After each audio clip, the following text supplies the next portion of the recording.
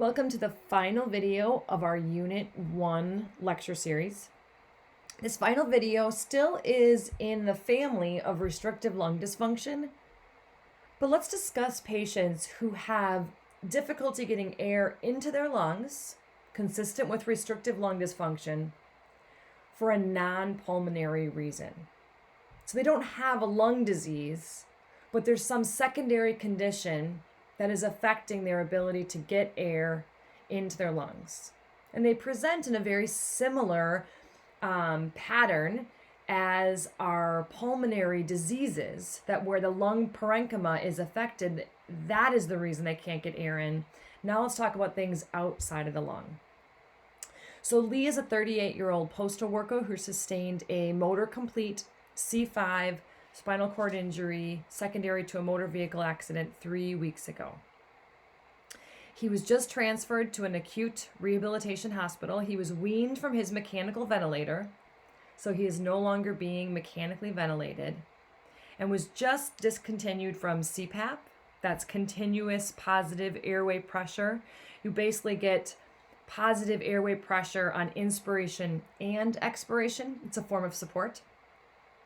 So he was discontinued from that support and oxygen. Okay, so he's moving along in his progress where his musculoskeletal impairments based on the neurological insult have stabilized enough that he's getting his own oxygen, right? His paralysis has caused neuromuscular impairment to the ventilatory pump. He is currently medically stable. So because this patient had been mechanically ventilated, he actually had a tracheostomy performed. And I want to just take a brief little aside, and this is going to a little bit more detail than I have in your printed notes, but I just wanted to really make sure everybody understood the tracheostomy. And the reason for this is it was brought to my attention actually from neurological patients that in the neuro rehab course, there were a lot of questions in previous years with regard to some of the mechanics behind the tracheostomy. When you actually started applying neuro rehab principles to patients with tracheostomy, there was some underlying confusion there. So I just want to do a little aside on the tracheostomy, and you can take some notes in maybe the white space of that box if you'd like. So a tracheostomy is an opening, surgically created. They go through the neck and into the trachea.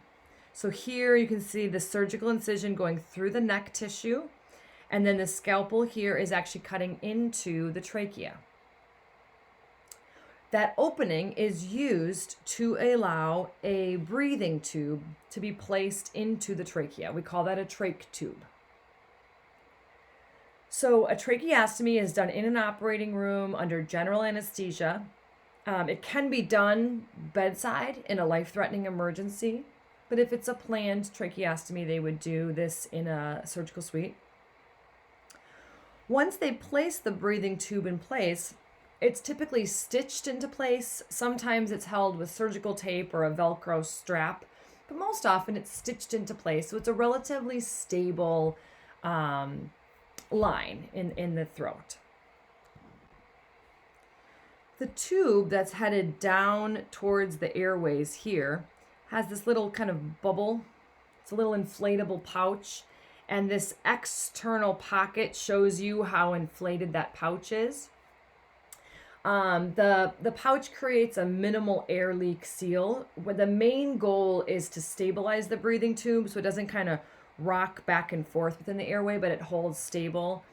And so you want to have that tube inflated. The tube in place with the inflated bulb does ensure that air just goes in and out of the trach tube itself. So here you can see again, the trach tube is here. The cuff is inflated, holding the tube in the trachea in place. Now let's just think this through in terms of two big things. And this is where the application of the tracheostomy can perhaps get a little tricky. Let's think about this tube in relation to our patient's ability to speak and our patient's ability to generate pressure. So way up here are our vocal cords. And the way that we speak and make sound is air has to go through our vocal folds. And the amount that we open and close those folds will change the volume and the pitch and the tone of our voice. That's where all of our control of our intonation is in the control of these vocal cords. When someone has a tracheostomy in place, all of the air is going in and out of this tube. There is no air going through the vocal cords. So a patient who is on a trach will not have speech. And they will have other means of communication, hopefully. Many patients will have just a whiteboard in their bed for writing if they have use of their arms. But you may have to come up with alternate ways of communicating and become really good at yes and no questions that gives you the information you need. The other thing that I want to put on your radar is the pressure generation. So we talked already in this course about the soda can model and how in the soda can model we can create our intrathoracic and intra-abdominal pressures, with our diaphragm being the main pressure generated right through the center and dividing our thorax into those two categories. The bottom of our can is held in place by the pelvic floor,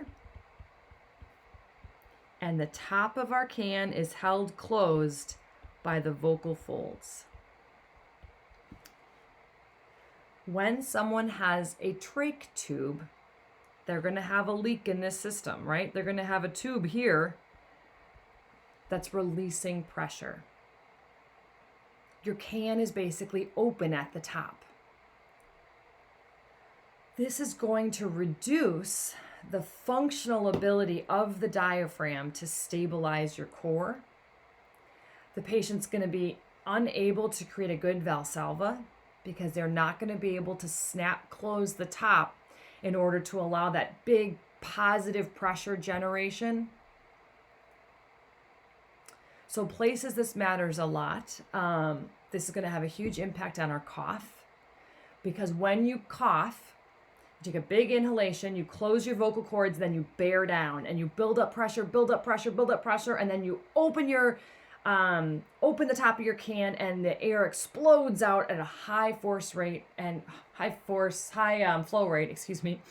so you push all the gunk out that got into your lungs. If you have a leak, you're not going to be able to do that. So it's going to impair pressure generation necessary for the cough. You will also see this functionally in poor functional stability. It's going to be harder for patients of all backgrounds, independent of the issues related to core stability from his spinal cord injury. Any patient on a trach will have some issues with core stability when they have a leak, when they have an opening in their can that's going to impact their ability to generate their central pressures. So one way you get around this is the Passy-Muir valve. And this is sometimes called a speaking valve. You'll hear both. Passy-Muir is named after the inventor. So on the left-hand side of your screen, you can see the trach in place, where the air is going in and out of the trach tube. And this individual on the left would have no speech possible. On the right is the Passy-Muir valve. And what this allows is air can go in, kind of the yellow arrows show, air can go in, but the valve prevents air from leaving through the tube.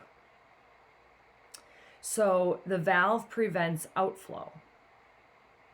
So air goes in through the trach tube so that the ventilator can deliver the oxygen, but the exhalation can't go out that tube.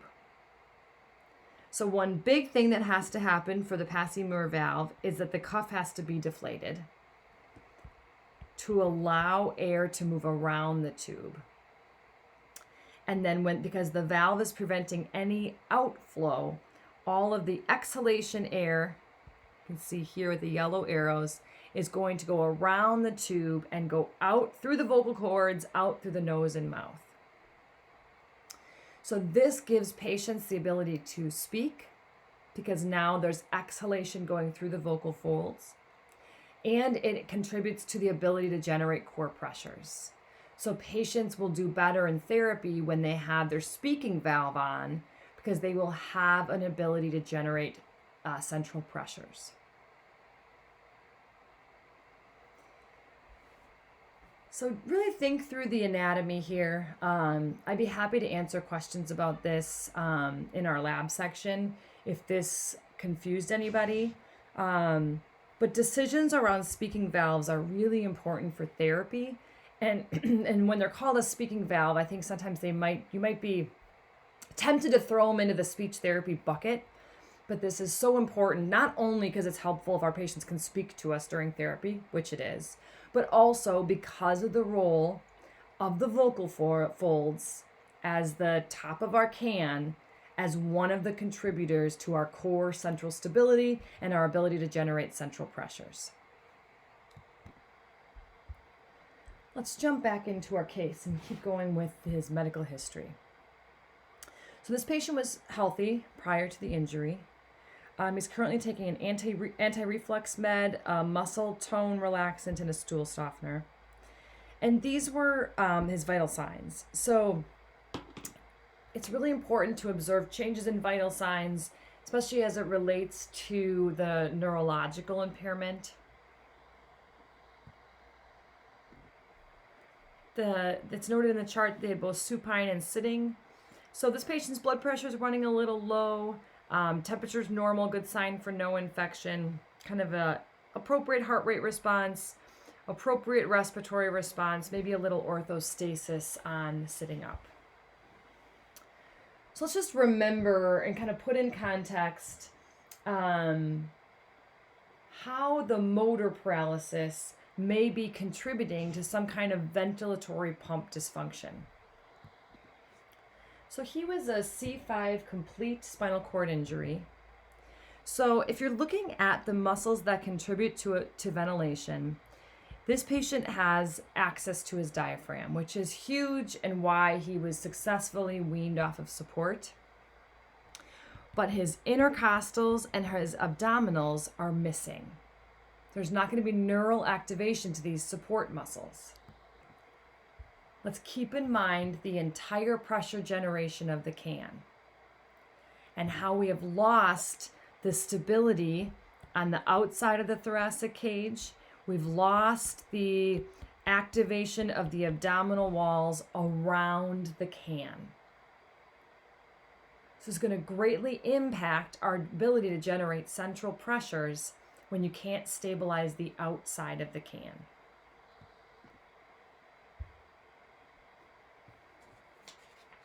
All right, so let's do our chart review. And let's look at the pulmonary function test. So vital capacity is 44% of predicted. So we're talking about a patient with a ventilatory pump dysfunction, unable to get air in because of changes in the muscular mechanics around his seemingly healthy lungs. Tidal volume is within normal limits, but our tidal volume is a pretty small volume, right? We don't need a lot of our reserve capacity to do the oxygen requirements at rest, so we can handle that. When you look at these two values put together as a ratio, and you look at tidal volume over vital capacity, this really represents your respiratory reserves. So if tidal volume is a greater percentage of your vital capacity, that means you have less reserve, right? You have less to tap into when you need it. And for our patient, we're looking at this number and thinking, when I need to increase oxygen intake, like when I start doing my exercise, will an inadequate ability to get oxygen in impede performance of this patient's motor skills? And you can see he is taking up a greater percentage of his vital capacity with his tidal volume. So this patient has less reserve to tap into. So his vital capacity certainly isn't terrible. Basically, if it's less than 60% of predictive, it's considered an inadequate lung volume. So he's there. This is not an adequate lung volume. When it gets less than 25% of predicted, this patient would be unable to support gas exchange. That would actually be a cutoff for what we would call ventilatory failure. So if vital capacity is less than 25% of predicted, that would be considered ventilatory failure, and those patients would require mechanical ventilation. So this patient is below an adequate lung volume, but not so low he needs mechanical ventilation. Let's now look at flow rates. And the reason we're looking at flow rates is because we need to be able to generate high flow rates in order to have a good cough. And lung infection is so critical in our spinal cord injury patients. The mortality associated with spinal cord injury patients, of the top 4 big ones, pneumonia is right up there. In fact, it's number 1 in tetraplegia. Well, it's along with suicide, I think, is right about neck and neck with pneumonia.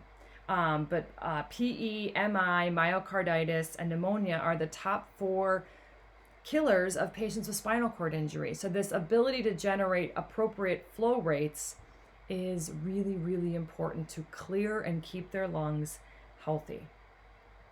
So PCFR is peak cough flow rates. And if it's less than 2.7 liters per second, that would be an ineffective cough. So this patient is currently demonstrating an ineffective cough. You can look at FEV1 to FVC as an indicator of cough ability. Typically, if it's less than 60%, if this ratio is less than 60%, that is an ineffective cough. So when you're starting to think through best approaches for physical therapy with this patient, he is obviously going to have some impairments on his ability to adequately oxygenate. And we want to really think that through when we start planning our motor goals. And then his lungs are vulnerable because he can't cough effectively. This could be a primary goal of coordination, coughing strategies, using external support for coughing to get this number up so this patient has the ability to keep his lungs clear and prevent respiratory infection. So you're going to do your physical assessment, and I am going to just ignore all the things you guys already know. So obviously you would do range of motion, manual muscle testing, your sensation testing to categorize the neural insult. You'd observe skin, you'd do gross motor assessment, postural assessment. All these things would be done. I'm just going to add in a layer on your cake of when you're doing your assessment, what do we want to add to this list that you guys are already aces on in terms of a cardiopulmonary assessment? We'd want to observe this patient's breathing pattern. So this patient demonstrates the upper chest paradoxical breathing. With paralysis of the intercostal muscles, you don't have the motor stabilization of the rib cage. The diaphragm still have neural innervation. So the diaphragm descends. Because there is no strength to the abdominal wall, we might see a little exaggeration in abdominal kind of pooching or coming outward. But the way that you're creating the negative intrathoracic pressure is all through the diaphragm. So the diaphragm kind of coming down here. But without the stability of the intercostals, there's nothing to stabilize the ribcage against this negative intrathoracic pressure, and the ribcage gets sucked inward. So with every breath, every inhalation, you see a out pouching of the abdomen and a sucking in of the rib cage. So you would document your observations of upper chest paradoxical breathing. The patient presents with oxygen saturations at 96% in supine. That's great, pretty normal. When this patient tried doing transfers without wearing an abdominal binder, that number dropped to 87%. So as soon as the system was challenged a little bit, his sats are dropping. He's not able to get adequate amounts of oxygen in.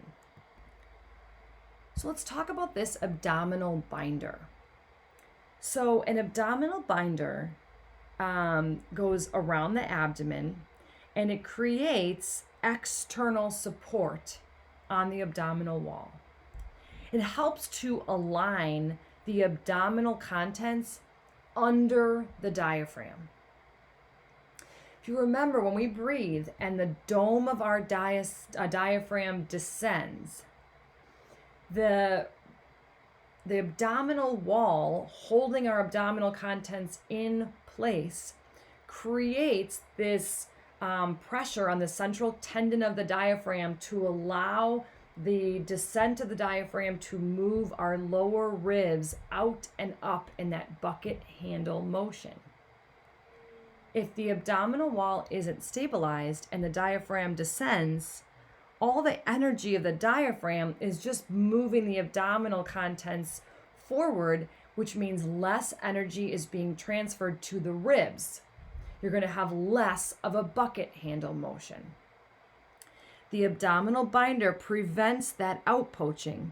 So as the diaphragm descends, the abdominal contents stay underneath it, allowing the central tendon to gain the pressure necessary, and you improve the length tension relationship of the diaphragm as it acts on the rib cage.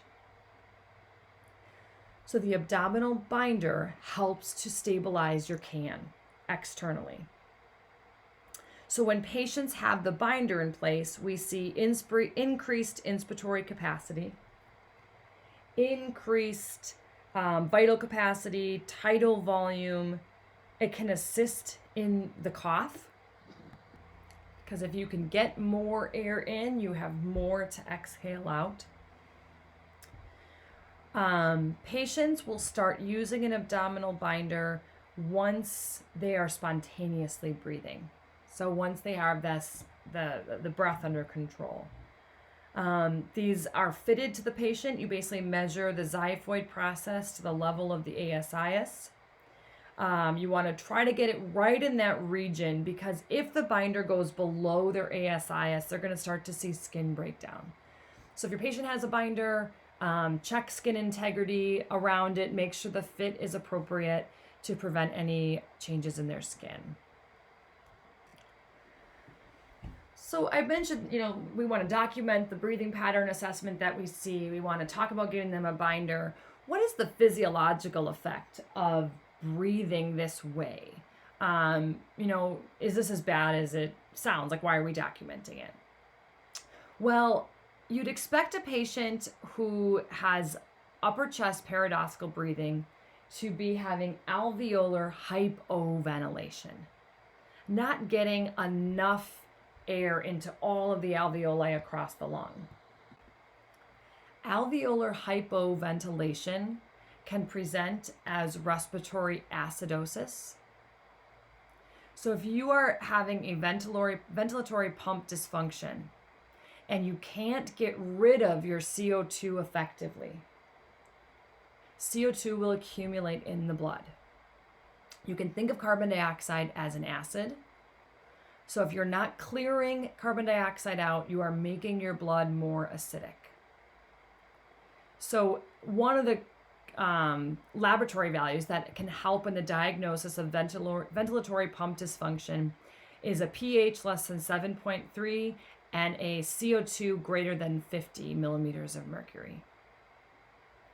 So if you're not ventilating your alveoli appropriately, you're going to be unable to get carbon dioxide out. We can also see a lot of atelectasis when you can't take a nice big deep breath. The location of the lung that's going to be the most affected is going to be the dependent regions of the lung. So wherever the lung is kind of sitting on itself, the pressure of the lung itself helps to close down airways.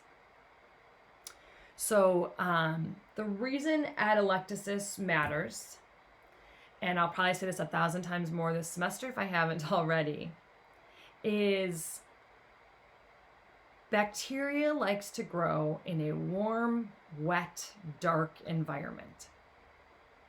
So our lungs are warm and dark and should be dry. When they get fluid in them, it is a breeding ground for infection. So when you have atelectasis and an airway collapses, secretions tend to collect in that area because we are constantly clearing secretions. We clear about 150 mils of clear. You would never even know it's there. It's a little and it's cleared and it's gone, and you do it without ever thinking about it in a healthy individual. If there's parts of your lung that aren't filled with air moving in and out, gravity will simply pull some of those secretions down into those airways. So atelectasis is a bad thing because it creates an environment for pulmonary infections. So if we can't take nice big breaths, our small airways will start to collapse. If small airways collapse, secretions will accumulate there. Wet, warm, dark environments love to grow bacteria, and they can make lung infections. So I strongly encourage you, when you are doing your initial assessment of somebody who has any kind of musculoskeletal impairment of their ventilatory pump, that you take your stethoscope out and you listen. And you listen for secretions. Where would be the best place to go if you don't want to spend the time for a full auscultation, which there'll be times when it'd be very important to do that, and there's other times when, what's the quick and dirty way that I can get a quick check on this patient? Go to the place where it's most likely to have atelectasis, the dependent regions of the lung.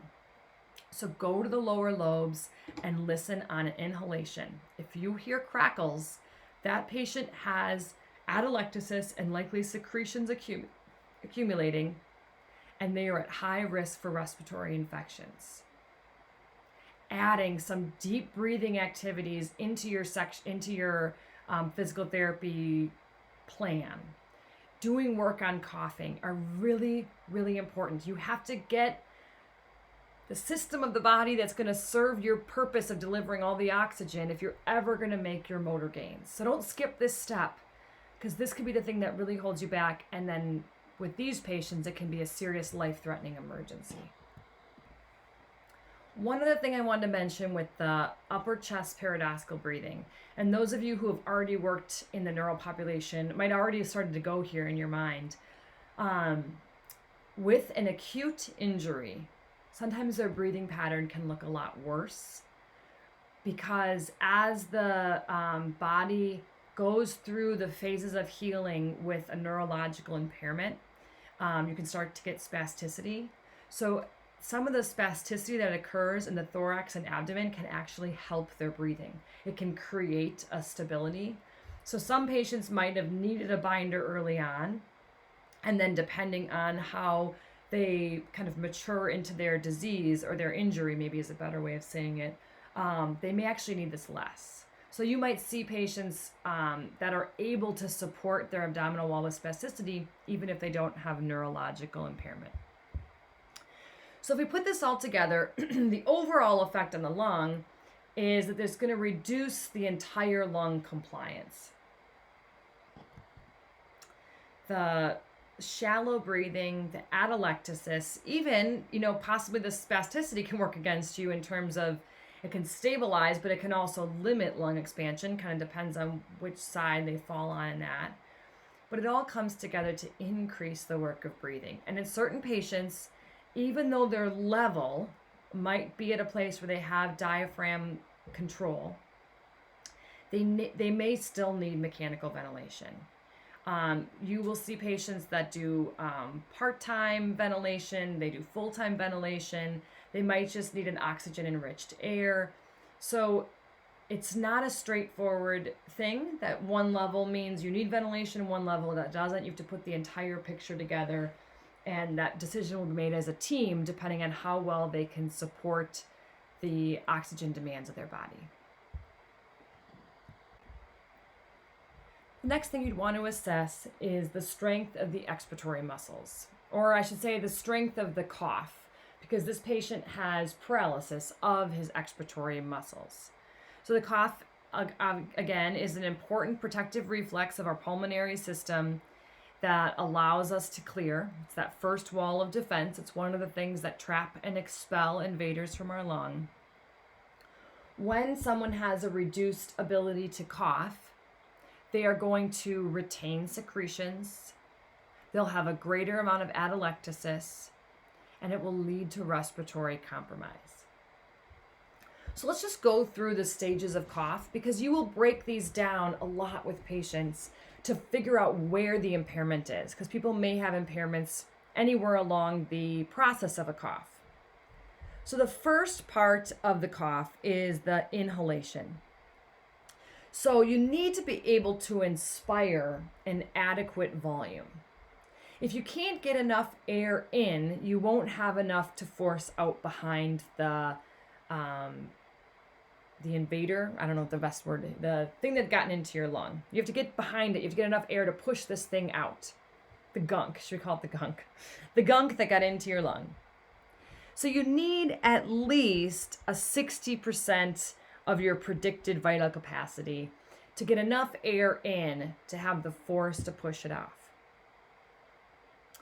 Then you need to be able to close your glottis, because you need to generate a positive intrathoracic pressure.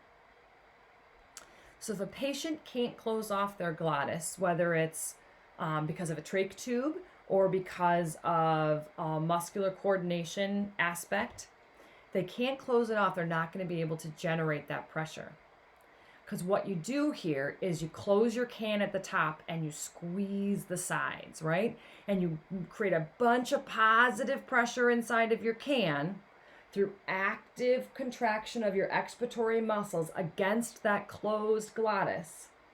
Because then all you have to do at the end is snap open your soda can. You pop open the top and it will explode out. You will have a forceful expulsion of air because you had all this positive pressure, and then you open the glottis and it rushes out. The high flow rates allow the shear stress along the gunk to move it out of your mouth or nose. Well, mouth in the cough. Let's assess our patient's cough. So the inspiratory phase is impaired because he has about 44% of his vital capacity. His hold phase is impaired because he has the tracheostomy tube. His force phase is impaired because of paralyzed expiratory muscles. So if you put this all together, he's going to have a reduced expulsion phase, and his peak cough flow rates are 2.2 liters per second, which is an impaired cough. So this patient is at risk for developing complications secondary to secretion retention. He will have trouble clearing secretions when he needs to. So this can be a mild problem at rest, but it can be a huge problem as soon as you need to clear. And like an example is just the common cold. Like when you get a cold and you got that pesky cough that's super annoying to you, that is your body protecting you and removing the invader bit by bit. You're creating the secretions and the mucus to trap it, and then you're coughing it out, and that is keeping you healthy. If you can't cough it out, that's when you get pulmonary infections, and this is the reason it is a primary cause of death in this patient population. So all hope is not lost. This is not a static state for this patient. There's so much we can do to help teach this patient improved cough effectiveness. The first thing to assess is positioning. So you want to put your patient in a position for success. And we will go through the stages of cough, kind of act them out in lab. But you do need to first have some trunk extension for a good inspiratory capacity. But then the most important thing is that you have place to go, because you're going to want to do trunk flexion during the expulsion phase. Your abdominals are a key element to generating that pressure, and you want to be able to flex forward to try to ensure as much positive intrathoracic pressure as possible. So laying completely supine is a terrible position to cough in. You're basically working against gravity to try to get material out of your lungs. It's ineffective because it doesn't allow any trunk extension, and you're flexing against gravity. It's the worst position you can do. So one thing when you're doing an assessment of cough effectiveness is actually don't cue the patient on this, but ask them, I want to see you cough. Just get into a position that you think would be the best position to get a good cough, and assess what their self-selection is. You could even do this on yourself. Just think, like, if I really need to get a good cough, how would you sit? Most people assume a semi-flexed posture or a position where they can move into flexion. It would be a red flag if your patient assumed a position of extension, and that might be the first place you go to improve their cough, is just education on positioning. All right, next they have to be able to get enough air in, and they have to be able to hold it, right? Hopefully not to this level of this lady. So things to think about to maximize the inspiratory phase. We can do verbal cues to try to increase the volume. You can use the body to help. So upward eyes, shoulder flexion, abduction, external rotation, trunk extension, all these things will open up the chest wall for a better inhalation. Making sure that they are not shortchanging themselves on the inhalation. They're allowing enough time for full inhalation before they initiate the cough. If they're starting the cough when they're on the inhalation phase, this is going to be ineffective. You want to maximize inhalation. And then you need to be able to hold it. You can do verbal cues, hold, hold, hold. You can do positioning to get them ready for the next phase of that cough. But they have to be able to keep their glottis closed as they begin to try to push their air out against a closed glottis. If after an inspiration phase, patients do a huff, so a huff is the exhalation like you would use to fog up a glass, where you just have this open glottis and air is leaving. If they do an inhalation phase and you just hear come out, this is a sign of inadequate glottis closure, and you really need to work on the hold phase to get appropriate buildup of pressure. So to get the best pressure, use everything you possibly can. You want to maximize the pressure generated during the hold phase. You can do a muscle contraction. You can do physical assist, where you take their own arm against their abdominal. You can do external physical assist. This lady's showing trunk movements. You can do a full forward flexion to use your whole trunk to generate the positive pressure. But you have to get positive pressure behind this air to have enough force to get this gunk out of your lungs. Timing is absolutely critical. So timing the trunk movements, the extension during inhalation, the flexion as you hold, and then release with the big pop of flexion. Getting that timing just right. If they're letting air out too early, they are leaking their pressure can, right? They're dissipating the pressure that you're going to want for that expulsion phase. So we added on, hopefully, some assessments that you would do in your initial evaluation to take into account the pulmonary contribution to any impairment that might limit your motor goals. If you find the type of deficits that we observe in this patient, there are a lot of treatment ideas you can do. We are going to go through everything on this list in lab. Some of them we probably already have at this point. So I wanted them to be here in your notes so you kind of are starting to link together intervention with assessment.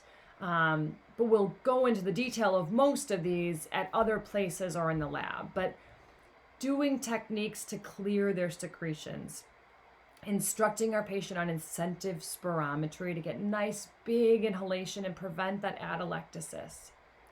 Chest wall stretching.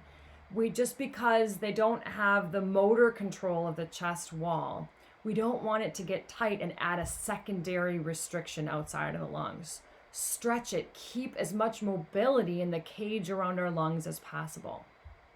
You can strengthen the diaphragm. And this is really important, especially because our patient was on a ventilator for a while, and this is the muscle they have left to support. The diaphragm becomes incredibly weak very quickly once it's on mechanical ventilation because you're not using it. You basically put a cast around the limb of your diaphragm, right? The mechanical ventilation pushes the air in. Your diaphragm isn't working. If you don't use a muscle, you lose the muscle. And there's a lot of atrophy that occurs and diaphragmatic weakness when a patient has been on a ventilator. So the picture on the screen is just the simplest form of diaphragm strengthening. You can literally put resistance outside of the diaphragm and have them work against it. External resistance on the abdominal wall will help strengthen the diaphragm. You can do manual resistance where they're actually breathing into your hand. But there is a really great tool called an inspiratory muscle trainer that helps to strengthen the muscles of inhalation. And it's super low cost. We have these in lab. You will have the opportunity to use them. And it creates resistance on the inhalation, and you can breathe right through. It has a valve that allows outflow. So you can exhale without resistance. You'll see this in lab if you haven't already. There's a dial on the inside that allows different centimeters of water pressure for your resistance. And you can do progressive resistance exercise of the diaphragm with this little tool. It's so easy, it's inexpensive, and it makes a huge impact on patients. We need to get this diaphragm stronger. There is an attachment where you can put the inspiratory muscle trainer, seen right here, directly on the trach tube. So when a patient is working on getting off of the ventilator, they can actually do strength training through their trach tube using this trainer. And it dramatically decreases weaning time from the ventilator. It improves quality of life after mechanical ventilation. There's just more and more research coming out every day on we can do better for patients who have been on mechanical ventilation. There are a lot of other, there are many other causes of restrictive lung dysfunction, and it's very common in our neuro patients that I just wanted to put this on your radar. I used one example of a spinal cord injury patient. I could have picked almost any one from this list because when the muscles of the respiratory pump are affected by the neurological disease, you have to take into account how well they're going to be able to support their motor activities, your functional goals you're working with their ability to get oxygen in. And just adding in this layer can have a huge impact on the success of their therapy overall, not to mention life expectancy because of the association between respiratory diseases and neurological impairments of the ventilatory pump. I just want to point out one crazy cool study. This is from a systematic review on interventions in patients with ALS. And they looked at a bunch of different interventions across many studies. And they found that when patients were treated with inspiratory muscle trainer, they could prolong the time period where they still had respiratory muscle strength. And they found a mean length of survival increased by 12 months when patients were using inspiratory muscle training as part of their therapy. This gobsmacked me. And I was like, I remember reading this article. I'm like looking around my office, like, does the world know this? Like, this is so important. I am planning in-services for our neuro rehab clinic to add in some of this pulmonary stuff. I was so proud. Last year, 2 of our 6s were doing their internship there, and they were spearheading this. They got through cardiopulm, and then they went to the neuro rehab clinic, and they were seeing this stuff in these patients. And they went to Kim, and they were like, we got to be doing this. She reached out to me. We've been talking about all these different ways to start incorporating more cardiopulm into those patients. The evidence is out there, and you can make such a huge impact. And it's like, it doesn't take that much time. It's incredibly effective, and it can just pay dividends later in all of your motor goals, to just add a little bit and to take into account how well they're getting oxygen into their bodies. All right, we got one more case, but this video has gotten a little long, so I'm going to end this one here, and we'll do our final case in the next video. Take care.